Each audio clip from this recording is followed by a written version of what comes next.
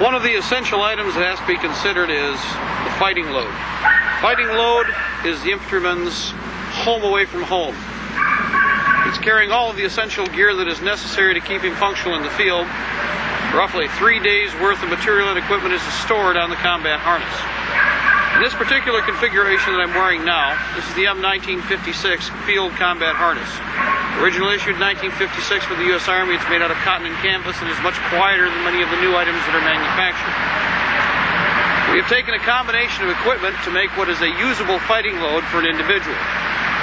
Pouches are from the M16 series rifle and material support equipment from the Alice load. Individual first aid kits and items are brought from the M1956 gear. World War II magazine pouch for the 45 ACP, in this case being used for a 9mm pistol. Again, an M16 utility mag pouch.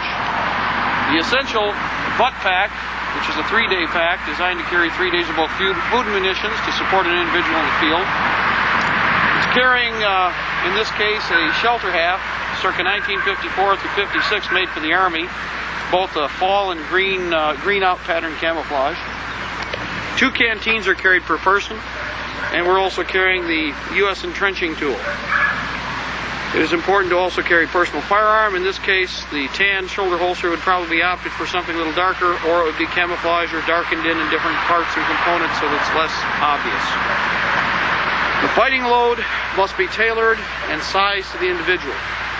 It must be also considered, other considerations are age, body weight, and the specific mission of the person in the field at the time. Needless to say, if this person or the individual you're tailoring the gear for would be a medical tech or a radio communications person, his material or equipment would be adjusted or changed accordingly.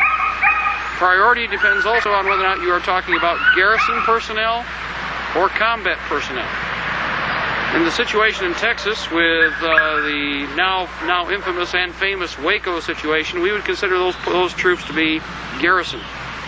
They were not combat or fighting personnel. They were not prepared to fight a protracted war in the field.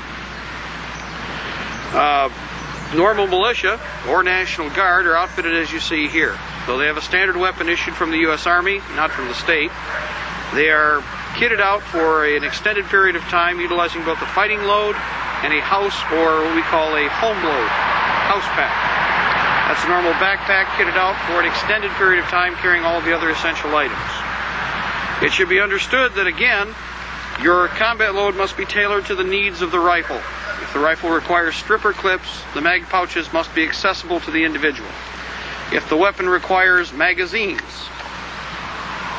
then you would normally have to tailor your magazine pouches accordingly. If the individual is carrying a belt-fed weapon, then he should be carrying the appropriate types of pouches to deal with the types of ammunition that he's carrying, and will normally have an assistant gunner.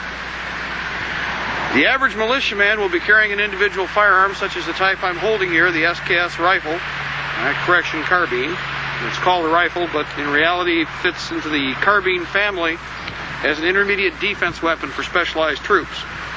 It's an all-steel manufactured arm, capable of delivering accurate fire out to 300 meters. It is well manufactured, good steel, good wood. If this weapon doesn't function, if this kit isn't properly tailored to its needs.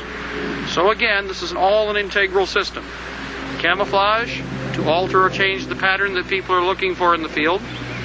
Camouflage, and the support equipment to maintain the weapon.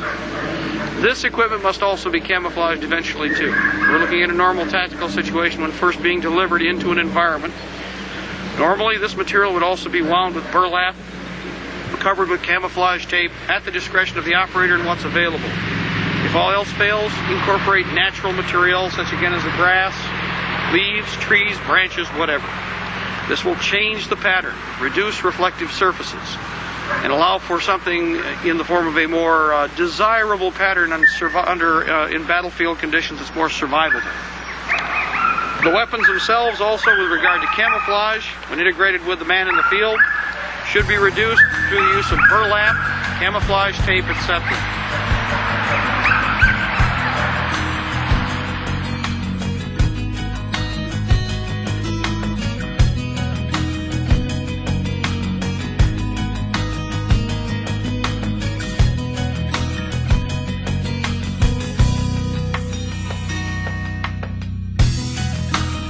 cry for my country, for the pain that it's been through.